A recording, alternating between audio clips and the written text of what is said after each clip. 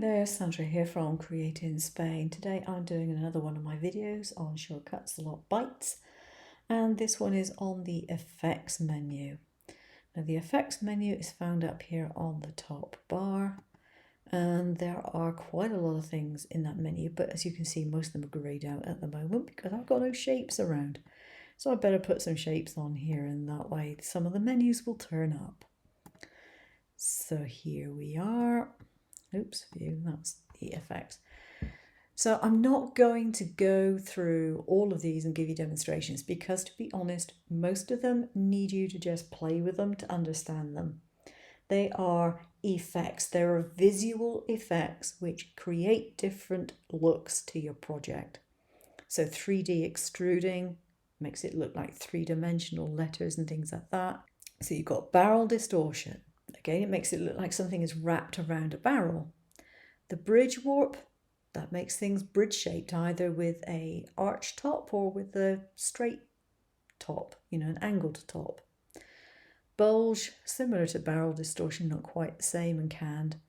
Drop shadows. Knockout, I've already done a video on, a separate video. Lattice, well, that makes a lattice pattern. And these menus all have previews, so you can see what's going to happen before you apply it.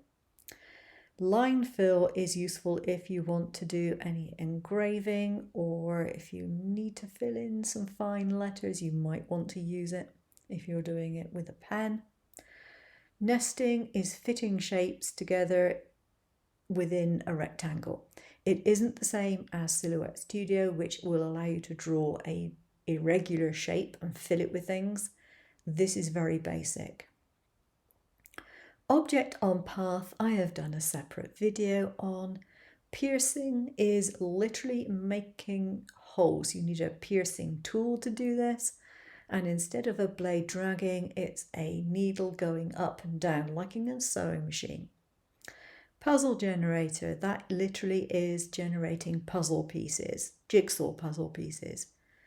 QR code generates a QR code. I've never used it. I don't have a clue why you'd want to, but I guess some people do. Rhinestones. I have done a separate video on rhinestones. Shadow layer contour cut.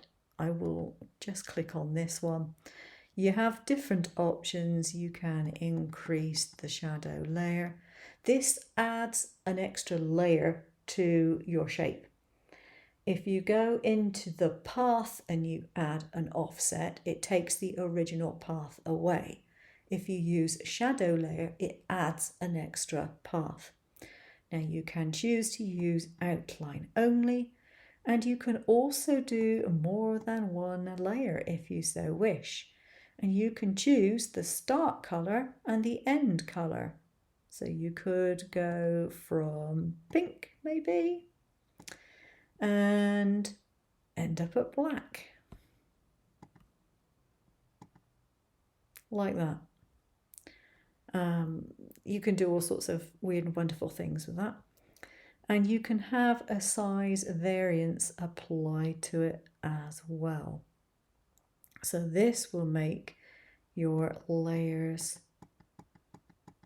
go up in scale along with the number. Okay. So you can also do an inset shadow. You can do a blackout, which actually, generally speaking, we'll work on this now, but if you do a blackout, it's generally one outer shape. A print and cut outline, pretty self-explanatory. And to be perfectly honest, I am not sure what the difference is between that and a fabric outline. Maybe it's just a seam allowance. Not used it, so I really can't tell you on that one. So what else have we got? Symmetrical mirror, that's pretty obvious. It will allow you to mirror something. Now tiling, I think, is only available on the Pro version. Title crawl, that gives you an effect similar to the effect you get on movies sometimes, where the titles are very narrow at the top and they're wider at the base. That's what it does to your object. Wave, well, that literally makes something wavy. The weeding I also think is on the Pro version only. You might want to check if you're particularly interested in that one. And that allows you to very easily apply some nice weeding lines to your vinyl cuts.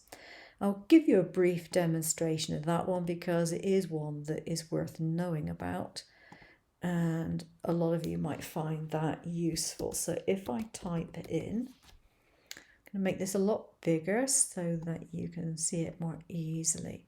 Now if I go to the effects and I go to weeding, you get a box around it, and then you get these different styles of weeding lines. So if I choose this is a vertical weeding lines, and I might decide I want to put them here.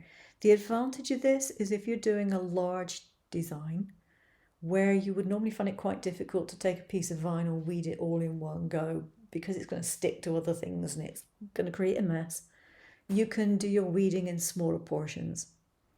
And then if I click on this one, I can do some more horizontal lines. So all these red lines are going to be cut. They're not cutting through the letters, they're cutting through the background and putting a box around it as well. So you click on OK, and this is what you end up with. So that's a really, really useful tool if you're doing a lot of weeding of vinyls and stickers and all that sort of stuff. And the last one, which is greyed out at the moment because I haven't got a selection here, is wrapper. Now this one is useful if you're going to do designs around a cup or a mug or something which is wider at one point than the other, whether it's wider at the top or whether it's a cone, for example. This is what you need to actually do. It's got an auto preview on it like the other ones do, and so you can just play with this and get it to work as you want it to do. So that's it. Those are the effects that are available in Shortcuts a lot.